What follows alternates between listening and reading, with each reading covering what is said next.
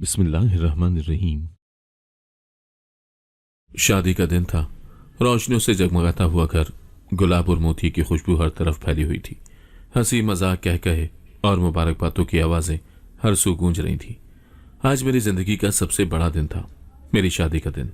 मैं दुल्हन बनी बैठी थी, मेहंदी से सजे हाथ, सुनहरी जेवरात और चमकदार और रूसी लिबास में मलबूस। मगर मेरे दिल में एक अजीब सी बेचैनी थी। ये घबराहट थी या खौफ? शायद हर लड़की को निकाह से पहले ऐसा ही महसूस होता होगा, या शायद नहीं। मेरे कानों में मेरी मां की आवाज गूंजी, बेटी, शादी औरत की जिंदगी का सबसे हसीन मगर सबसे बड़ा इम्तहान भी होता है, और आज मैं इस इम्तहान में शामिल होने जा रही थी। बेटी, निकाह का वक्त हो गया है, काजी साहब बुला रहे हैं। मेरी खाला की आवाज आई और मैं अपनी सोचों से बाहर आ गई। पहली बार मेरा दिल जोर से धड़का। ये वो लम्हा था जहां मेरे माजी का दरवाजा बंद हो रहा था और मुस्तकबिल की राह खोल रही थी। कबूल है। हुजूम खामोश था, सबकी नजरें मुझ पर जमी थी।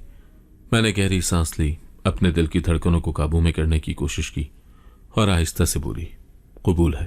काजी साहब ने निकाह के बाकी मराहिल मुकम्मल किए और यूं मैं सनिया मुनीर बन गई।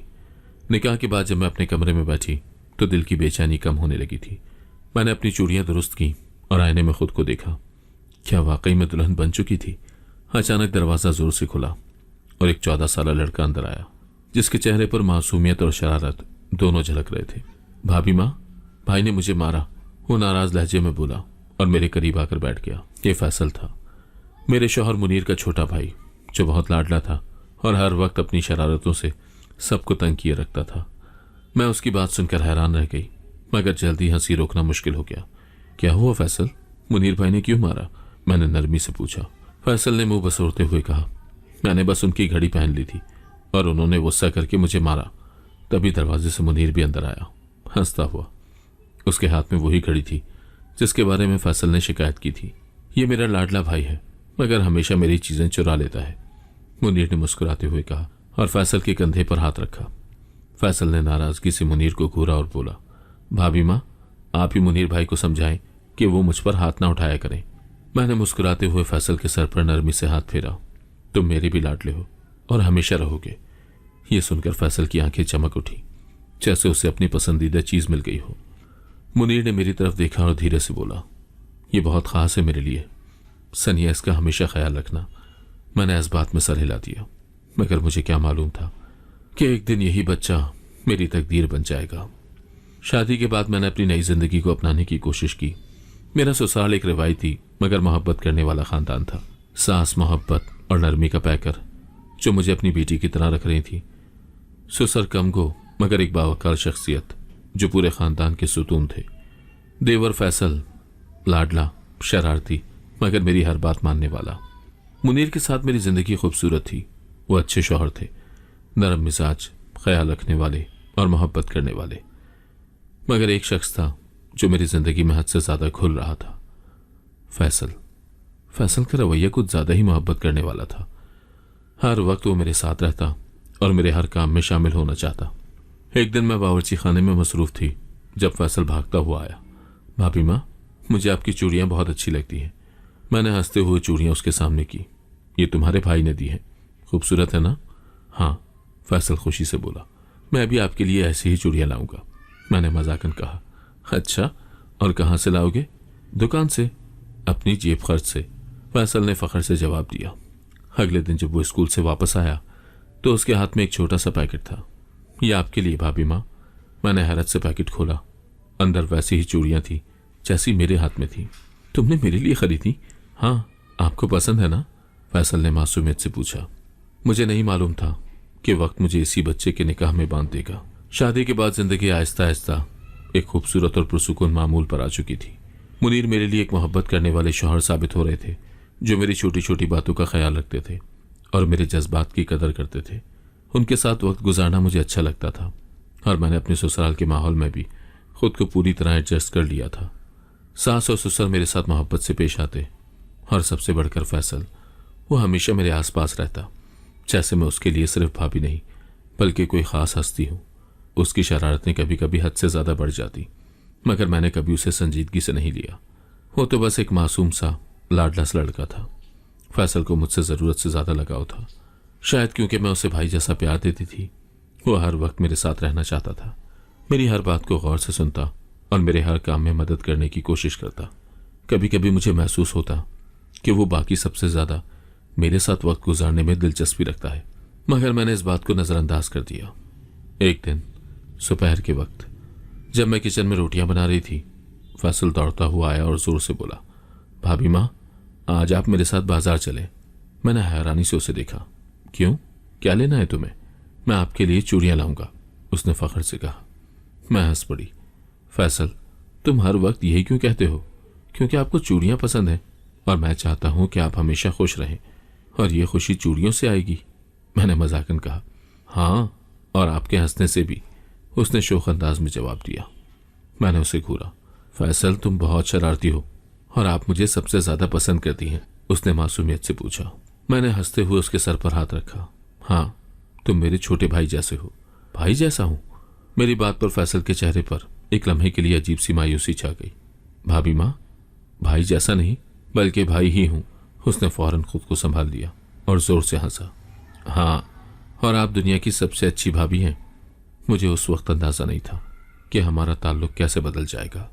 वक्त गुजरता गया और मेरे और मुनीर के ताल्लुक में मजीद मजबूती आती गई। हम दोनों की जिंदगी एक खूबसूरत हम आहंगी में ढल रही थी। शादी के इब्तदाई दिनों में जो अजनबियत थी, वो अब एक गहरी समझबूझ में बदल चुकी थी। मुनीर सिर्फ मेरे शौहर नहीं बल्कि मेरे बेहतरीन दोस्त भी बन चुके थे।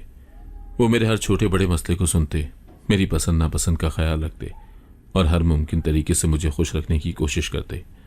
मैं भी उनके लिए वही करने की कोशिश करती, और शायद यही वजह थी कि हमारा रिश्ता एक मजबूत बंधन में बनता जा रहा था। हम अक्सर रात को छत पर बैठकर देर तक बातें करते। वो मुझे अपने बचपन की कहानियां सुनाते, अपने ख्वाबों के बारे में बताते, और मैं उनकी बातों में खो जाती। उनकी आंखों में एक चमक होती थी जब वो मुस्तकबिल के बारे में बात करते, जब वो हमारे घर, हमारे बच्चों और एक मुकम्मल जिंदगी का ख्वाब देखते। फिर एक दिन एक ऐसा लम्हा आया जिसने हमारी जिंदगी को हमेशा के लिए बदल दिया। मैं कई दिनों से अजीब सी कमजोरी और थकान महसूस कर रही थी। इब्तिदा में मैंने उसे ज्यादा संजीदगी से नहीं लिया, मगर जब ये कैफियत बढ़ने लगी तो मैंने मुनीर को बताया। वो फौरन परेशान हो गए और मुझे डॉक्टर के पास ले जाने पर जोर दिया। डॉक्टर के क्लिनिक में जब मैं बैठी थी तो मेरे दिल की धड़कन तेज थी। मुझे अंदाजा था कि शायद मेरी तबीयत में जो तब्दीलियां आ रही हैं वो किसी बड़ी खुशखबरी की निशानी हो सकती हैं, मगर मैंने खुद को पुरसुकून रखा और बस दुआ करती रही कि सब खैर हो। चंद लम्हे के बाद डॉक्टर मुस्कुराकर मेरी तरफ देखने लगी। मुबारक हो सनिया, आप मां बनने वाली हैं। ये अल्फाज जैसे मेरे अंदर खुशियों का तूफान ले आए। मेरी आंखें हैरत और खुशी से भर गईं। दिल की धड़कन जैसे तेज हो गई हो। मैं कुछ लम्हे के लिए खामोश रही, फिर आहिस्ता से सर हिलाया, जैसे खुद को यकीन दिला रही हूं कि ये सब हकीकत है। डॉक्टर ने मेरी रिपोर्ट्स मुझे दी और मैं जैसे हवा में उड़ती हुई बाहर आई। मुनीर बाहर बेचैनी से मेरा इंतजार कर रहे थे। जैसे ही मैं उनके करीब पहुंची, वो फौरन बोले, सनिया, सब खैरियत है ना? डॉक्टर ने क्या कहा? मैंने उन्हें देखकर हल्की सी मुस्कुराहट दी, मगर कुछ बोल न सकी। सनिया, मुनीर के माथे पर उलझन की लकीरें उभर आई, जैसे वो किसी बुरी खबर के लिए तैयार हो रहे हों। मैंने धीरे से उनकी हथेली थामी और मध्यम आवाज में कहा, मुनीर, हम माँ बाप बनने वाले हैं। उनके चेहरे के तासुरात पल में बदल गए। पहले हैरानी, फिर खुशी और फिर एक ऐसा जज्बा जिसे मैं अल्फाज में बयान ही नहीं कर सकती। वो कुछ लम्हे के लिए मुझसे कुछ कह ही ना सके, जैसे उन्हें यकीन ही ना आ रहा हो कि उनकी जिंदगी में इतनी बड़ी खुशी आ चुकी है। फिर उन्होंने मजबूती से मेरा हाथ थामा और उनकी आंखों में खुशी के आंसू थे। वाकई उनकी आवाज सरगोशी जैसी थी, जैसे वो यकीन करना चाहते हो मगर मुकम्मल यकीन न कर पा रहे हो। मैंने इस बात में सर हिलाया। उसी लम्हे वो मेरे करीब आ गए, जैसे वो दुनिया के सबसे खुशनसीब इंसान हो। ये सबसे खूबसूरत खबर है सनिया। उनके अल्फाज में एक गहरी मोहब्बत और अपनायत थी। वो रास्ते भर मुझसे हजारों सवाल पूछते रहे। क्या तुम ठीक हो? क्या डॉक्टर ने कोई एहतियाती तदबीर बताई है? क्या हमें किसी चीज का खास ख्याल रखना होगा? मैं उनकी बेचैनी पर हंस पड़ी। मुनीर, मैं बिल्कुल ठीक हूँ, तुम बस जरूरत से ज्यादा परेशान हो रहे हो। कैसे परेशान ना हो सनिया, ये तो हमारी जिंदगी की सबसे बड़ी खुशी है। घर पहुंचते ही उन्होंने सबको ये खुशखबरी सुनाई। मेरी सास की आंखों में खुशी के आंसू थे। वो मुझे गले लगाकर कहने लगी, मेरी बहू, तुमने हमारे घर को सच में जन्नत बना दिया है। फैसल, जो उस वक्त बहुत छोटा था, खुशी से उछल पड़ा। भाभी माँ, क्या मेरे पास अब खेलने के लिए एक छोटा सा भाई आएगा? मैंने मुस्कुराकर उसके गाल थपथपाए। या शायद एक छोटी बहन। नहीं, मुझे भाई चाहिए, फैसल ने जिद्दी लहजे में कहा और सब हंस पड़े। मुनीर मेरे इर्द गिर्द हर वक्त नरमी से पेश आने लगे। वो हर छोटी बड़ी चीज़ का ख्याल रखते, मेरी पसंदीदा चीज़ें ला कर देते, मेरी हर ज़रूरत को पूरा करते। अगर कभी मुझे कोई थकन महसूस होती तो वो फ़ौरन मुझे आराम करने का कहते। यहाँ तक कि वो मेरे कामों में भी हाथ बटाने लगे। एक दिन मैं बावर्ची खाने में खड़ी कुछ बना रही थी जब मुनीर अंदर आए। सनिया, तुम्हें अब ज़्यादा काम नहीं करना चाहिए, डॉक्टर ने आराम का कहा था ना। अरे मैं तो बस थोड़ा सा काम कर रही हूँ, मैंने हल्के फुल्के अंदाज में कहा। नहीं, कोई काम नहीं। वो फौरन आगे बढ़े। जो भी चाहिए बस बताओ, मैं ले आऊँगा। मैं उनकी मोहब्बत पर हंस पड़ी। मुनीर, तुम ऐसे बर्ताव कर रहे हो जैसे मैं कोई शीशे की गुड़िया हूँ। हाँ, क्योंकि तुम हमारे बच्चे की माँ बनने वाली हो। ये मोहब्बत, ये ख्याल, ये एहसास, सब कुछ मेरे दिल में गहरे नक्श छोड़ रहा था। मैंने दुआ की कि हमारी खुशियों को किसी के नज़र न लगे, मगर शायद किस्मत कुछ और ही सोच रही थी। ये दिन मेरी ज़िंदगी के सबसे खूबसूरत दिन थे, मगर मुझे नहीं मालूम था कि ये लम्हे मेरी ज़िंदगी में एक बहुत बड़ी आजमाइश से पहले के लम्हे थे। लेकिन इस दौरान फैसल का रवैया कुछ बदलने लगा था। वो पहले की तरह खुशबाश नहीं था और कई बार मैंने महसूस किया कि वो मुझसे कुछ कहना चाहता है मगर रुक जाता है। एक दिन मैंने उसे छत पर अकेला बैठे देखा। वो कुछ गहरी सोचों में था, जैसे कोई बात उसे बेचैन कर रही हो। मैं आहिस्ता से उसके करीब गई और पूछा, फैसल, क्या हुआ है? कुछ परेशान लग रहे हो? भाभी माँ। वो लम्हे भर के लिए रुका, फिर आहिस्ता से बोला, कभी कभी मैं सोचता हूँ कि अगर आप मेरी भाभी नहीं होती तो शायद। वो रुक गया, मगर मेरे दिल में बेचैनी सी होने लगी। क्या शायद फैसल? कुछ नहीं। वो हल्का सा मुस्कुराया, मगर उसकी आंखों में एक अजीब सा दर्द था जिसे मैं उस वक्त समझ नहीं पाई। मेरी गोद में बेटा आया, हमजा। वो हमारे घर में खुशियों का बाइस बना और मेरी सारी दुनिया उस नन्हे वजूद के गिर्द घूमने लगी। जैसे ही मैंने पहली बार उसे अपनी बाहों में लिया, मेरे दिल में एक सुकून उतरा जिसे मैं अल्फाज में बयान नहीं कर सकती। उसकी छोटी छोटी उंगलियां मेरे हाथ को मजबूती से थामे हुए थीं, जैसे वो दुनिया में आते ही मुझे अपनी सबसे बड़ी जिम्मेदारी सौंप चुका हो। मुनीर की खुशी का तो कोई ठिकाना ही नहीं था। वो हमजा को अपने सीने से लगाकर कहने लगे, सनिया देखो, हमारा बेटा कितना खूबसूरत है। ये बिल्कुल तुम पर गया है। मैंने मुस्कुराकर उन्हें देखा। नहीं, ये तुम पर गया है, बिल्कुल तुम्हारी आंखें हैं। सास ने भी खुशी से कहा, हाँ, मगर इसकी मुस्कुराहट तुम्हारे जैसी है सनिया। घर में हर कोई हमजा के गिर्द घूमने लगा। अगर वो हल्की सी आवाज भी निकालता तो मुनीर दौड़कर उसके पास पहुंच जाते। ये रो क्यों रहा है? सब ठीक तो है ना? मैं अक्सर उनकी बेचैनी पर हंस देती। मुनीर, ये बच्चा है, कभी कभी बिला वजह भी रोता है। मुनीर मुस्कुराते और हमजा को गोद में उठाकर कहने लगते, हमारे बेटे को तो बस खुश रहना चाहिए, हम सब कुछ कर लेंगे, बस ये मुस्कुराता रहे। फैसल भी हमजा के साथ बहुत वक्त गुजारता। वो उसे अपनी गोद में उठाता, उसके साथ खेलता और उसे कहानियां सुनाता। कभी उसे घोड़ा बनाकर अपनी कमर पर बिठाता, कभी उसके लिए खिलौने खरीद कर लाता और कभी उसे सुलाने के लिए गाने गाता। ये मेरा भतीजा नहीं, मेरा बेटा है, वो फख्र से कहता और हम सब हंस देते। कभी कभी मैं सोचती कि फैसल को हमजा से इतना लगाव क्यों है। वो सिर्फ एक देवर नहीं, बल्कि ऐसा लगता था जैसे हमजा के लिए बाप जैसा प्यार रखता हो। वो हर वक्त उसके साथ रहता, उसकी हंसी देखकर खुद हंसता और उसके रोने पर बेचैन हो जाता।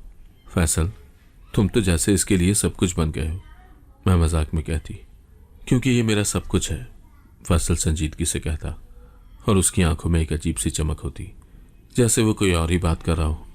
जिंदगी खूबसूरत थी, हर चीज़ अपने मकाम पर थी। मैंने कभी नहीं सोचा था कि एक पल में सब कुछ खत्म हो सकता है, मगर जिंदगी हमेशा वो नहीं देती जो हम सोचते हैं। बाज़ औकात वो हमें ऐसे मोड़ पर ला खड़ा करती है जहां हर खुशी माजी बन जाती है। एक रात मुनीर देर तक घर नहीं आए।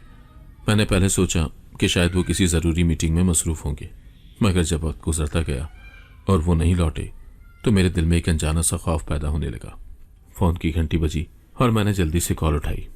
दूसरी तरफ एक अजनबी आवाज़ थी, क्या आप मुनीर साहब की अहलिया बोल रही हैं? मेरे दिल की धड़कन रुक गई। जी, मैं बोल रही हूँ, क्या बात है? आवाज़ में हिचकिचाहट थी।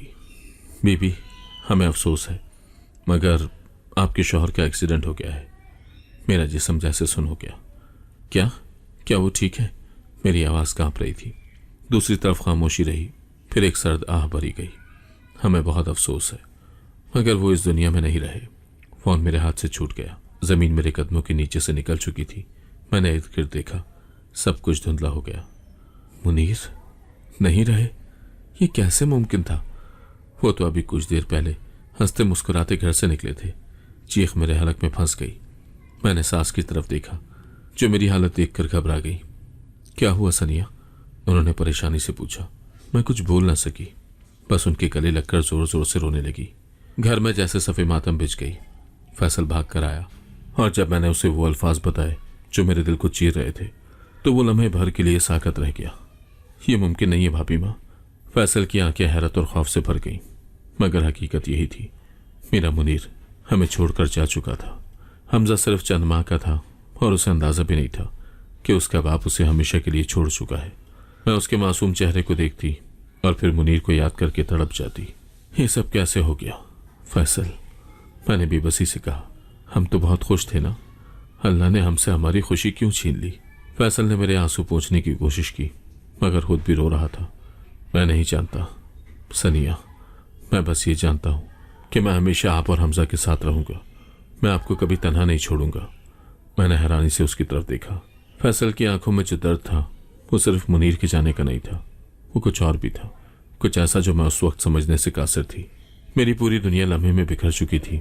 मुनीर की मौत के बाद मेरे वालिदैन मुझे लेने के लिए आए, मगर मेरी सास ने मना कर दिया।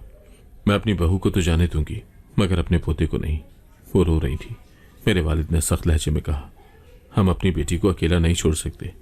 अगर आपको पोता चाहिए तो हमारी बेटी को दोबारा शादी करनी होगी। सास ने हैरानगी से मेरी तरफ देखा। ये कैसे मुमकिन है? मैं अपनी बहू को किसी और के निकाह में नहीं देख सकती। कुछ दिनों के बाद सास ने सबको हैरान कर दिया। मैं सनिया को किसी और की नहीं, अपने छोटे बेटे फैसल के निकाह में दूंगी। मेरे वालिदैन हैरान रह गए, मगर फैसल अभी बहुत छोटा है और सनिया कभी ये रिश्ता कबूल नहीं करेगी। सास ने रोते हुए कहा, वो अपने बच्चे के लिए मान जाएगी। ये फैसला मेरे लिए किसी कयामत से कम नहीं था। मैंने हमेशा फैसल को एक बच्चे की तरह समझा था, मगर अब वो मेरा शौहर बनने जा रहा था। ये सुनकर मेरे वालिदैन चौंक गए। मेरी माँ ने बेयकीनी से मेरी तरफ देखा, जैसे वो उम्मीद कर रही हूं कि मैं फौरन इनकार कर दूंगी। मगर फैसल बहुत छोटा है।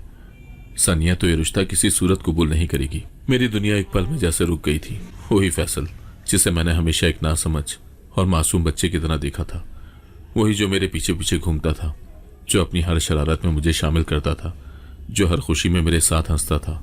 यह नामुमकिन है। मेरे वालिद का लहजा सख्त था और उनकी मुट्ठी भींच गई थी। फैसल अभी कम उम्र है और सनिया उसके साथ जिंदगी नहीं गुजार सकती। मेरी सास ने मेरी तरफ देखा, आंखों में बेबसी और उम्मीद दोनों थी। बेटा, तुम जाओगी तो हमजा कहाँ जाएगा? मेरी सांस जैसे अटक गई। हमजा मेरा बेटा, मैं उसे छोड़कर कैसे जा सकती थी? वो मुझसे जुदा होकर कैसे रहेगा? मैंने नजरें झुका ली। दिल अंदर ही अंदर टूटने लगा था। माँ, आप ऐसा कैसे सोच सकती हैं? फैसल पहली बार बोला। उसकी आवाज में गुस्सा भी था, बेबसी भी, और कहीं ना कहीं एक अनजानी खुशी भी। ये मेरा फैसला है और ये हमारे खानदान को जोड़े रखेगा, सास ने दो टोक अल्फाज में कहा। यह निकाह जबरदस्ती है, मेरी माँ रोते हुए बोली। हम अपनी बेटी को इस जंजीर में नहीं बांध सकते। मेरा दिमाग कुछ भी समझने से कासिर था। मैंने हमजा को अपने करीब बुलाया, उसके छोटे छोटे हाथ अपने हाथ में ले लिए। अम्मी, हम कहाँ जाएंगे? उसकी मासूम आंखों में खौफ था। मेरे दिल में जैसे आग लग गई। वो मेरे बगैर नहीं रह सकता था और मैं उसके बगैर नहीं रह सकती थी। फैसल, तुम क्या चाहते हो? मैंने आहिस्ता से पूछा, दिल में शदीद बेचैनी लिए। फैसल ने मेरी तरफ देखा। उसकी आंखों में एक अजीब सी शिद्दत थी। मैं चाहता हूं कि आप और हमजा हमेशा मेरे साथ रहो। मैं नहीं चाहता कि आप हमसे दूर जाओ। ये मुमकिन नहीं फैसल। मेरी आवाज लरस रही थी। ये मुमकिन है, अगर आप मुझे एक मौका दो, उसने आगे बढ़कर कहा। मेरी आंखें नम हो गई। मेरी वालिदा ने मेरा हाथ थाम लिया। बेटी, हम तुम्हें जबरदस्ती इस निकाह के लिए मजबूर नहीं करेंगे, लेकिन तुम्हें खुद फैसला करना होगा कि तुम्हारे लिए क्या सही है। हमजा के बगैर रह सकती हो? सास ने आहिस्ता से पूछा। मेरा दिल जैसे किसी ने मुट्ठी में जकड़ लिया हो। यह जिंदगी का सबसे बड़ा फैसला था।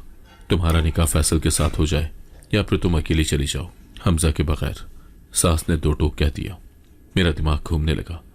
क्या मैं फैसल को अपना शौहर मान सकती थी? क्या मैं उसके साथ जिंदगी गुजार सकती थी? मैं फैसल से शादी के लिए तैयार हूं। अल्फाज मेरे लबों से निकले और मैं खुद हैरान रह गई। मेरे वालिदैन साकत रह गए। मेरी माँ ने बेयकीन नजरों से मेरी तरफ देखा और फैसल के चेहरे पर एक ऐसी मुस्कुराहट थी जैसे उसे यकीन था कि यही होना था। वो लम्हा जब काजी ने मेरा निकाह पढ़ाया, मेरे वजूद पर किसी पत्थर की तरह लगा। कबूल है। मुझे कुछ सुनाई नहीं दे रहा था।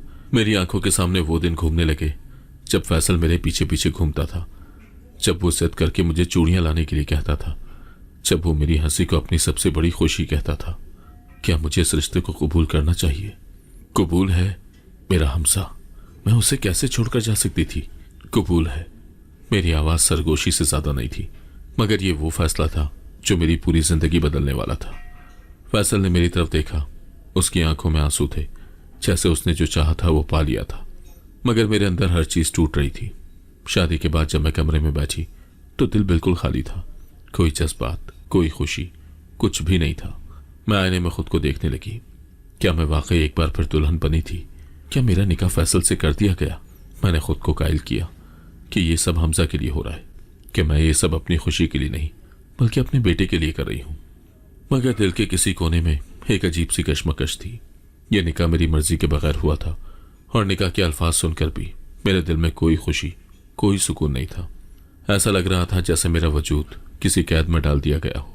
मैं दुल्हन बनी बैठी थी, मगर दिल किसी कब्रिस्तान की मानिंद खामोश था। दरवाजा खुला और फैसल अंदर आया, मगर व्हीलचेयर पर बैठा हुआ। मेरी आंखें हैरत से फैल गई, जैसे किसी ने मेरे दिल को जोर से जकड़ लिया हो। ये क्या है? मैंने हैरानी से पूछा। फैसल ने सर झुका लिया, जैसे वो मेरी आंखों में देखने से कतरा रहा हो। मेरा एक्सीडेंट हो गया और मैं माजूर हो गया हूं। मेरी आंखों में आंसू आ गए। दिल पर एक अजीब सा बोझ महसूस होने लगा। कैसे हुआ ये? फैसल ने सर झुकाए रखा। मैं बाहर गया था किसी काम से। रास्ते में गाड़ी से एक्सीडेंट हो गया और जब होश आया तो डॉक्टर ने कहा कि मैं कभी चल नहीं सकूंगा। मेरी नजरें उस व्हील चेयर पर जम गई। यह वही फैसल था जो कभी मेरी चूड़ियां खरीद कर लाया करता था, जो हर वक्त भागता दौड़ता था, जो हर छोटी छोटी बात पर लड़ता और जिद करता था। और आज वो मेरे सामने एक माजूर शख्स की तरह बैठा था, जैसे किस्मत ने उसका सब कुछ छीन लिया हो। मेरे लब कांपने लगे। मैंने कुछ कहने के लिए मुंह खोला, मगर कोई लफ्ज अदा न कर सकी। फैसल ने गहरी सांस दी। उसकी नजरें खला में कहीं गुम हो गई थी, जैसे वो अपनी हर सोच को अल्फाज में ढालने से पहले 1000 बार सोच रहा हो। मुझे मालूम है कि तुम मुझसे खुश नहीं हो सनिया। उसकी आवाज में दर्द की हल्की सी लर्जिश थी, जैसे वो खुद को किसी बहुत बड़ी हकीकत के सामने बेबस महसूस कर रहा हो। मैं जानता हूं कि ये निकाह तुम्हारी मर्जी से नहीं हुआ और अब तो तुम शायद मुझे और भी नाकाबिले कबूल समझोगी। मैं सागत खड़ी उसकी बातें सुन रही थी और मेरे दिल में जैसे कोई कांटा सा चुभ रहा था। मैं जानती थी कि यह निकाह मेरे लिए एक मजबूरी था, मगर फैसल, उसके लिए ये क्या था? ये मत कहो फैसल, मैंने तेजी से कहा। मेरे अल्फाज में गैर महसूस तरीके से नरमी दराई थी। ये तुम्हारी गलती नहीं है। फैसल की आंखें नम हो गई। उसने मेरी तरफ देखा, जैसे वो इन अल्फाज को सुनने का मुंतजिर था, मगर इन पर यकीन नहीं कर पा रहा था। मगर क्या ये मेरी सजा नहीं है? उसकी आवाज मजीद भारी हो गई। क्या किस्मत ने मुझे इस हाल में इसलिए छोड़ दिया? उसके अल्फाज ने मेरे दिल पर गहरा वार किया। मैंने पहली बार उसके दर्द को उस शिद्दत से महसूस किया। ये वही फैसल था जो कभी शरारती था, जो हंसता था, जो जिद्दी था, मगर आज वो मेरे सामने था, बिल्कुल टूटा हुआ, बिखरा हुआ, जैसे जिंदगी ने उसके साथ कोई बेरहमाना खेल खेला हो। मेरे आंसू गालों पर बहने लगे, मगर मैंने फौरन चेहरा मोड़ लिया। क्या तुम्हें वाकई लगता है कि तुम इस काबिल नहीं थे? मैंने आहिस्ता से पूछा। हाँ, वो बेबसी से चिल्लाया, क्योंकि अब मैं किसी काबिल नहीं रहा। सनिया, अब मैं वो नहीं हूं जिसने तुम्हें हमेशा अपनी दुनिया समझा। अब मैं वो नहीं हूं जो तुम्हारी चूड़ियां खरीदने के लिए पूरे बाजार में दौड़ता था। अब मैं महज एक बोझ हूं। मेरा दिल जैसे किसी ने मुट्ठी में जकड़ लिया हो। मत कहो ऐसा फैसल, मैंने कहा। तुम कभी बोझ नहीं हो सकते। फैसल ने आंखें उठाकर मेरी तरफ देखा और उसकी आंखों में एक गहरी उदासी थी। क्या वाकई? उसने आहिस्ता से पूछा। हाँ फैसल। मैंने उसकी व्हीलचेयर के करीब जाकर उसके हाथों को थाम लिया। तुम वही फैसल हो जो हमेशा मेरे लिए खास रहा है, जो हमेशा मेरे लिए सबसे कीमती था। तुम्हारी ये हालत मेरी नजरों में तुम्हारी अहमियत को कम नहीं कर सकती। फैसल की आंखों में नमी उतर आई, जैसे वो खुद पर यकीन करना चाहता हो मगर कर नहीं पा रहा हो। क्या तुम मेरा साथ दोगी? उसने बहुत आहिस्ता से पूछा, जैसे वो मेरी हाँ सुनने के लिए बेचैन हो मगर यकीन न हो कि मैं क्या कहूंगी। मैंने गहरी सांस ली और उसके हाथ मजबूती से थाम लिए। हमेशा। वो एक लम्हे के लिए साकत रहा, जैसे वो मेरे लफ्जों पर यकीन न कर पाया हो। क्या वाकई? उसकी आवाज कांप रही थी।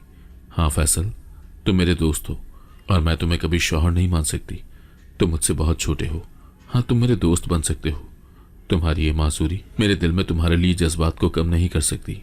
मेरे अल्फाज सुनकर उसकी आंखों में एक चमक आई, जैसे वो एक पल में सारी तकलीफ भूल गया हो। शुक्रिया सनिया, वो धीरे से बोला और उसके आंसू उसके गालों पर गिरने लगे।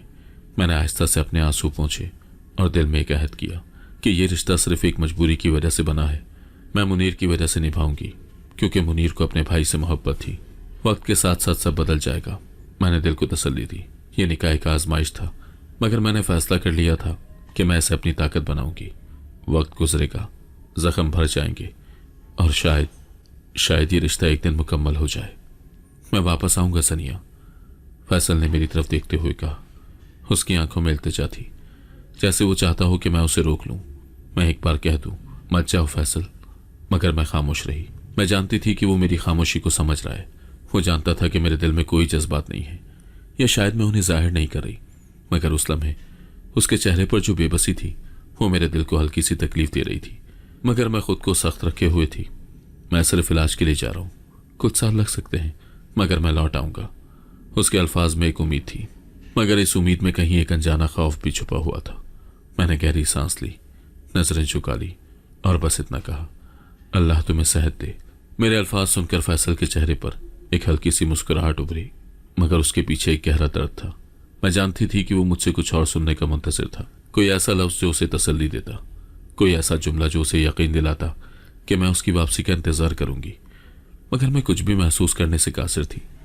हमजा मेरे करीब खड़ा था। वो अपनी मासूम आंखों से फैसल को देख रहा था, जैसे वो भी समझ नहीं पा रहा था कि उसका चचू उसको छोड़कर क्यों जा रहा है। हमजा का ख्याल रखना। फैसल की आवाज़ में एक गैर महसूस सी लर्जिश थी, जैसे वो ये कहते हुए खुद को तोड़ने से रोक रहा हो। चचू, आप कहाँ जा रहे हैं? हमजा ने मासूमियत से पूछा। उसकी छोटी छोटी उंगलियां फैसल की कमीज के दामन को थामे हुए थी। फैसल ने झुककर उसे गोद में लिया। उसकी गहरी सांसें हमजा के छोटे वजूद पर बिखर गईं। मैं जल्दी वापस आऊंगा मेरे शेर, तुम्हें बहुत सारी कहानियां सुनानी है ना? हमजा ने सर हिलाया। हाँ, मगर जल्दी आना, मैं इंतजार करूंगा। फैसल के होंठों पर एक कमजोर सी मुस्कुराहट आई, जैसे उस छोटे बच्चे का भरोसा उसे मजबूती दे रहा हो। बस थोड़ा सा सब्र, फिर मैं हमेशा के लिए वापस आ जाऊंगा। ये आखिरी अल्फाज थे जो फैसल ने कहे और फिर वो चला गया। हवाई अड्डे के रास्ते जाते हुए मैंने खिड़की से उसे देखने की कोशिश की, मगर फिर नजरें चुरा ली। मेरे लिए कुछ नहीं बदला था, या शायद वक्त के साथ सब कुछ बदलने वाला था। फैसल के जाते ही घर में एक अजीब सी खामोशी छा गई। सास जो हमेशा कहती थी कि फैसल मेरा सबसे लाडला बेटा है, मैं उसे एक दिन भी खुद से दूर नहीं रख सकती, आज दरवाजे पर खड़ी नम आंखों से आसमान की तरफ देख रही थी, जैसे वो दुआ कर रही हूं कि उनका बेटा जल्द अज जल्द वापस लौट आए। सनिया बेटा, फैसल के जाने से घर कितना सुनसान लगने लगा है ना? सास ने आह भर कर कहा। मैं खामोश रही। मेरे पास कहने को कुछ नहीं था। हमजा हर दूसरे तीसरे दिन फैसल की तस्वीर देखता और मुझसे सवाल करता, अम्मी चचू कब आएंगे? क्या वो मुझे भूल गए हैं? नहीं बेटा, वो जल्दी आएंगे, वो तुमसे बहुत प्यार करते हैं, मैंने नरमी से कहा, मगर मेरे अपने अल्फाज में यकीन की कमी थी। रात को जब मैं तन्हाई में बैठी थी तो फैसल की बातें मेरे कानों में गूंजने लगी। मैं हमेशा तुम्हारे साथ रहना चाहता हूँ सनिया, तुम एक दिन मुझे समझोगी, मगर मैं उस वक्त तक तुम्हारा इंतजार करूंगा। ये अल्फाज मेरे दिल में किसी अनजाने एहसास को जगाने लगे। क्या मैं वाकई उसे कभी समझ सकूंगी, या वो बस हमेशा मेरे लिए एक जिम्मेदारी बनकर ही रहेगा? हवा में हल्की सी खनकी थी, जैसे वक्त किसी नए मोड़ की तरफ बढ़ रहा हो, मगर मैं नहीं जानती थी कि ये मोड़ मुझे कहाँ ले जाएगा। वक्त किसी के लिए नहीं रुकता। कुछ साल गुजर गए। हमजा अब 5 साल का हो चुका था और मैंने खुद को मुकम्मल तौर पर उसकी परवरिश में लगा दिया था। फैसल के बगैर जिंदगी आसान नहीं थी, मगर मैंने कभी उसकी गैर मौजूदगी को महसूस करने नहीं दिया। हमजा अक्सर अपने चाचू के बारे में सवाल करता, अम्मी चाचू कब आएंगे? और मैं हमेशा उसे यही कहती, बस थोड़ा इंतजार बेटा, वो जल्द वापस आएंगे। मैंने मुनीर की चंद पुरानी तस्वीरें निकालकर हमजा को दिखाई थी, ताकि वो अपने वालिद की तस्वीर को याद रख सके। वो अक्सर उन तस्वीरों को देखकर कहता, अम्मी बाबा कितने अच्छे थे ना? मैं हल्का सा मुस्कुरा देती, हाँ बेटा बहुत अच्छे थे। मैंने कभी ये नहीं सोचा था कि वक्त मेरे सामने ऐसा लम्हा ला खड़ा करेगा जिससे मेरी दुनिया एक बार फिर पलट जाएगी। ये एक करीबी अजीज की शादी थी और मैंने खुद को मजबूर किया कि मैं वहां जाऊं, हालांकि दिल कहीं और अटका हुआ था। शादी की तकरीबात हमेशा मुझे उदास कर देती थी।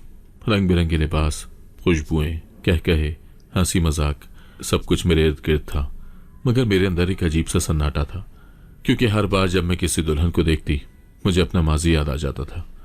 वो दिन जब मैं खुद दुल्हन बनी थी, वो खुशी जिसे मैंने महसूस करना चाहा था। मगर जिंदगी मुझे एक ऐसे रास्ते पर ले आई थी जहां मोहब्बत के बजाय बस जिम्मेदारी रह गई थी। मैंने कभी मोहब्बत के बगैर शादी का ख्वाब नहीं देखा था, मगर मेरी जिंदगी हमेशा फैसलों के गिर्द घूमती रही। कुछ फैसले मैंने खुद किए और कुछ मेरे लिए किए गए, और उन्हीं फैसलों ने मुझे एक ऐसी हकीकत में ला खड़ा किया था जहां मैं बस चल रही थी, जीते जी खुद को महसूस किए बगैर। हमजा मेरे साथ था। वो तकरीब में बहुत खुश था। वो दौड़ता फिरता रहा, कभी एक कज़न के पास, कभी दूसरे के पास, कभी खुशी से ताली बजाता, कभी जोर से हंसता, जैसे वो इस दुनिया की सबसे बड़ी खुशी में शरीक हो। मैं एक कोने में बैठकर सब कुछ देख रही थी, अपने ख्यालात में गुम, जब अचानक हमजा दौड़ता हुआ मेरे पास आया। उसकी आंखों में हैरत और खुशी की चमक थी, जैसे उसने कोई मुआवजा देख लिया हो। अम्मी, मेरे बाबा आ गए। मेरा दिल जोर से धड़का, जैसे किसी ने अंदर से उसे मुट्ठी में जकड़ लिया हो। क्या? मैंने उलझन से पूछा। मेरे अंदर एक अजीब सी बेचैनी उठने लगी थी। अम्मी, वो देखी मेरे बाबा। हमजा ने उंगली से इशारा किया। उसके चेहरे पर खुशी और यकीन की चमक थी। मेरा सांस रुक गया। मैंने नजर उठाकर देखा और हैरान रह गई। सामने फैसल खड़ा था। वही कद, वही अंदाज, वही घड़ी, जैसे वक्त पलट गया हो, जैसे मुनीर वापस आ गया हो। मेरी आंखें हैरत से फैल गईं, सांसें जैसे कहीं रुक गई हों। ये कैसे मुमकिन था? ये फैसल था, मगर वो व्हीलचेयर पर नहीं था। वो खड़ा था। फैसल चल रहा था। मेरे जिस्म में जैसे कोई जान बाकी नहीं रही। एक लम्हे के लिए लगा कि वक्त रुक गया है, जैसे मेरा माजी और हाल एक साथ मुझ पर टूट कर बरसने वाले हों। ये वही फैसल था जो 5 साल पहले व्हीलचेयर पर बैठा था, जो मेरी नजरों में हमेशा कमजोर और बेबस रहा था। मगर आज वो मजबूत खड़ा था। उसके चेहरे पर एक ऐसा एतमाद था जो मैंने पहले कभी नहीं देखा था, और एक अनजाना खौफ एक साथ आया। ये वाकई फैसल था, मगर ये वो फैसल नहीं था जो मुझे छोड़कर गया था। फैसल वाकई ठीक हो चुका था, मगर इससे ज्यादा हैरानी की बात यह थी कि वो मुनीर की तरह लग रहा था, बिल्कुल वैसा ही जैसा मैंने हमजा को उसके वालिद की तस्वीरें दिखाई थी। हमजा खुशी से दौड़ता हुआ फैसल की तरफ गया। बाबा? फैसल के चेहरे पर एक हल्की सी मुस्कुराहट थी, मगर उसकी आंखें मेरी तरफ थी, जैसे वो मेरे रद्द अमल का इंतजार कर रहा हो। मैं अब भी बेयकीनी में थी। फैसल ने झुककर हमजा को गोद में उठा लिया, तो उसके छोटे छोटे हाथ अपने चेहरे पर रख लिए। तुम बहुत बड़े हो गए हो मेरे शेर। फैसल की आवाज कांप रही थी, जैसे वो जज्बात को जबरदस्ती काबू में रख रहा हो। बाबा? हाँ, बिल्कुल वैसे ही लग रहे हैं जैसे अम्मी की तस्वीरों में बाबा थे, हमजा ने मासूमियत से कहा। मेरी आंखों में आंसू आ गए। ये लम्हा ख्वाब जैसा था, एक ऐसा ख्वाब जिसकी ताबीर शायद मैंने कभी नहीं सोची थी। फैसल अब भी मेरी तरफ देख रहा था, जैसे वो जानना चाहता हो कि मैं क्या महसूस कर रही हूं, और मैं खुद को समझ ही नहीं पा रही थी। शादी की तकरीब अपनी जगह पर थी, मगर मेरे लिए सब कुछ रुक गया था। फैसल अब मेरे सामने खड़ा था, मुकम्मल तौर पर सेहतमंद, एक मजबूत शख्सियत के साथ, मगर उसकी आंखों में वही पुरानी मोहब्बत झलक रही थी।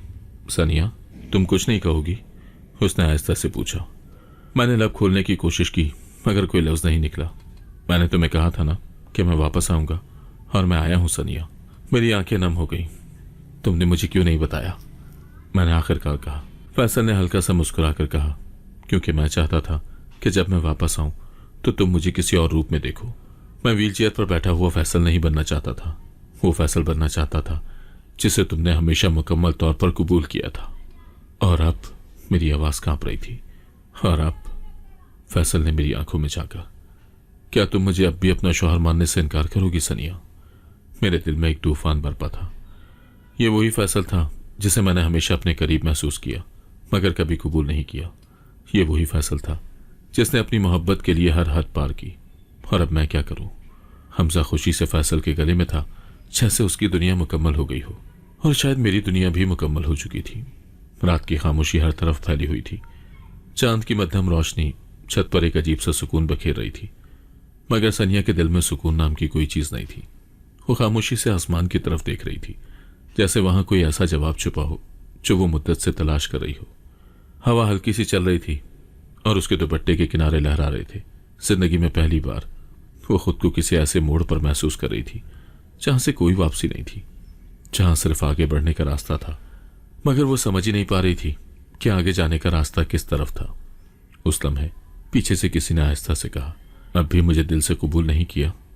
सनिया ने पलट कर देखा। फैसल खड़ा था। तुम कब आए? उसने आहिस्ता से पूछा। उसकी आवाज में एक अजीब सा सुकून और हैरानी दोनों मौजूद थी। जब से तुम्हारे दिल में मेरी जगह बनाने की कोशिश कर रहा हूं तब से, फैसल ने हल्की सी मुस्कुराहट के साथ कहा। सनिया ने नजरें झुका ली। फैसल, तुम बदले हुए लग रहे हो, फैसल ने शरारत से कहा। बदलना पड़ा, वरना तुम्हारा दिल कैसे जीत पाता। सनिया ने आंखें तंग करके उसकी तरफ देखा। ये सब क्यों किया? फैसल ने गहरी सांस ली, जैसे वो अपने अल्फाज को वजन देकर चुन रहा हो। क्योंकि मैं तुम्हें खोना नहीं चाहता था सनिया, इसीलिए मैंने खुद को तुम्हारे लिए बदला। मैं जानता था कि तुम मुझसे मुनीर की वजह से कभी मोहब्बत नहीं करोगी, इसीलिए मैंने वही बनने की कोशिश की जो तुम चाहती थी। सनिया के लबों पर हैरत उभर आई।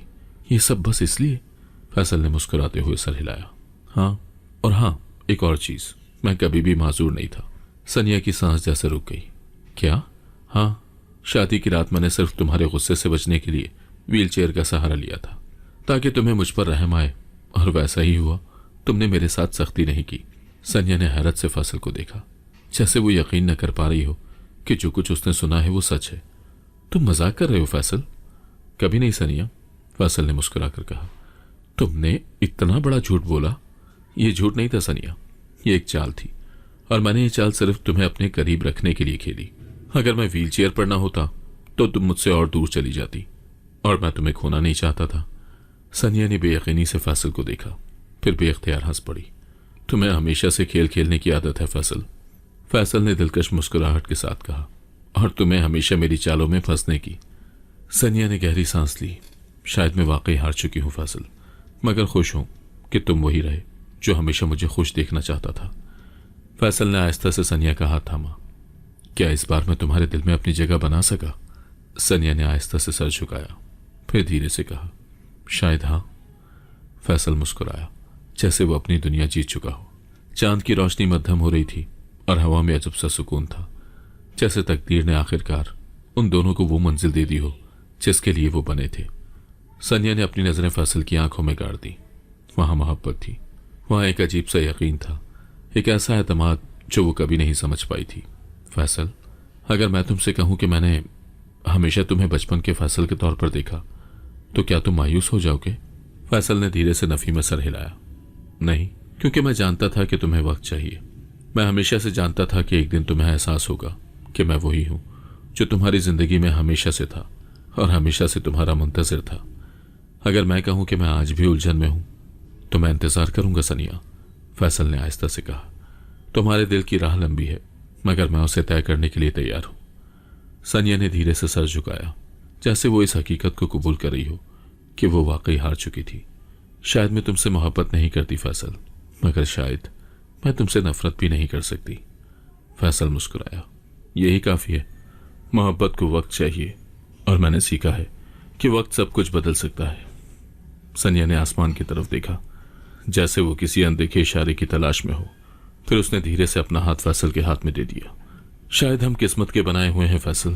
फैसल ने मजबूती से उसका हाथ थाम लिया। हमेशा से सनिया, मोहब्बत हमेशा वो नहीं होती जो हम चाहते हैं। बाज़ औक़ात वो होती है जो हमारे नसीब में पहले से लिखी जा चुकी होती है। अगर आपको आज की कहानी पसंद आई है तो वीडियो को जरूर लाइक कीजिएगा और अपने दोस्तों के साथ भी शेयर कीजिएगा। और हाँ, अगर आपने अभी तक हमारा चैनल सब्सक्राइब नहीं किया तो जरूर सब्सक्राइब करें। मिलते हैं कल एक नई और दिलचस्प कहानी के साथ। अल्लाह हाफिज।